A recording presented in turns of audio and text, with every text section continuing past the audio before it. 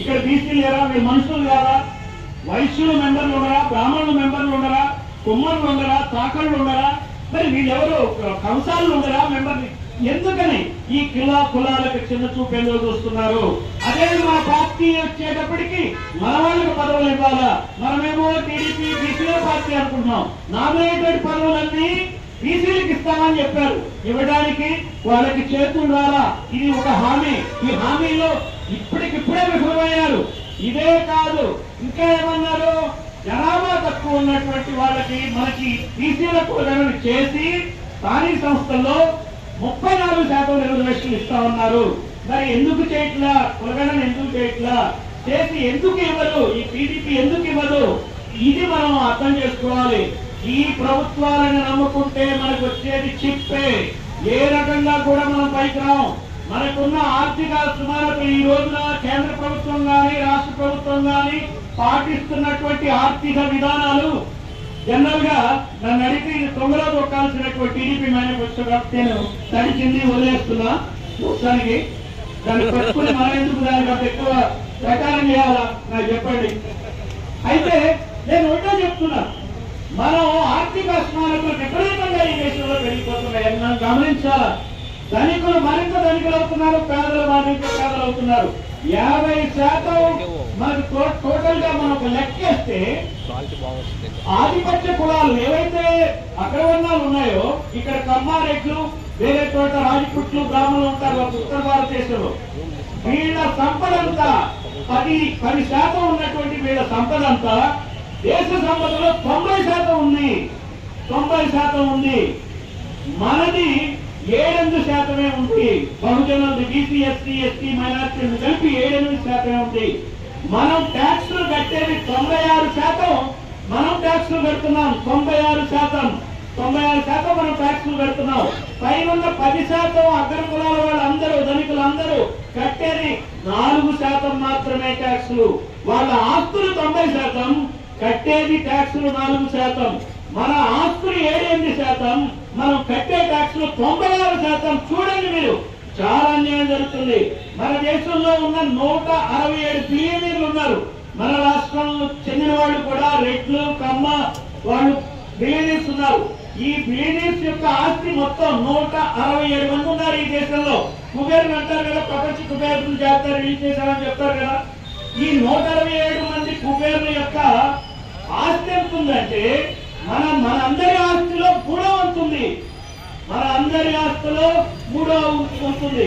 వాళ్ళ మీద wealth tax వేస్తే 2%, కేవలం 2% వెల్త్ ట్యాక్స్ వేస్తే ఈ రోజున ఆంధ్రప్రదేశ్ బడ్జెట్ 3 లక్షల కోట్ల రూపాయల ట్యాక్స్ రూపంలో వస్తాయి.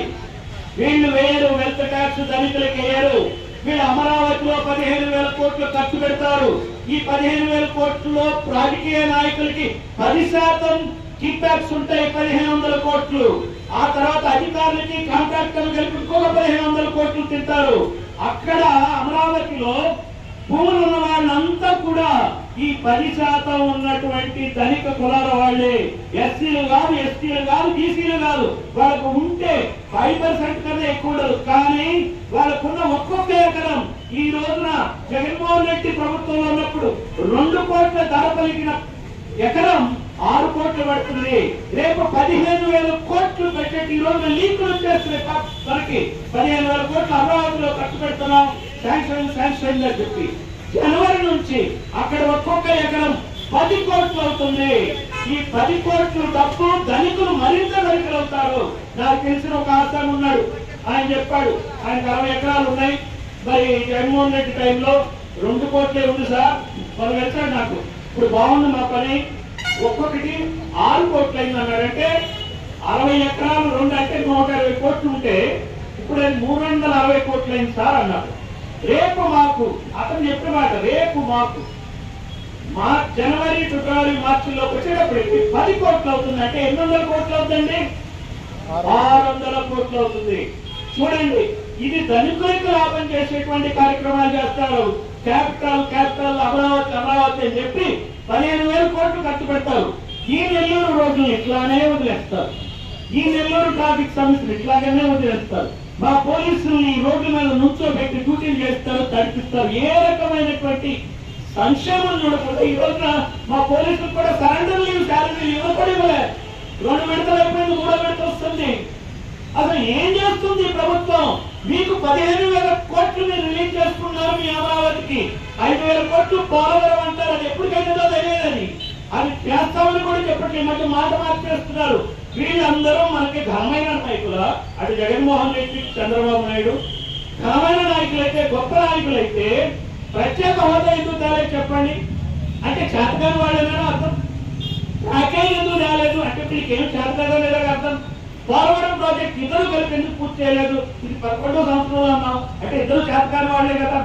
అయితే వీళ్ళు ఎందుకు ఇలా ఢిల్లీకి లొంగి పనిచేస్తున్నారో కూడా మనం అర్థం చేసుకోవాలి.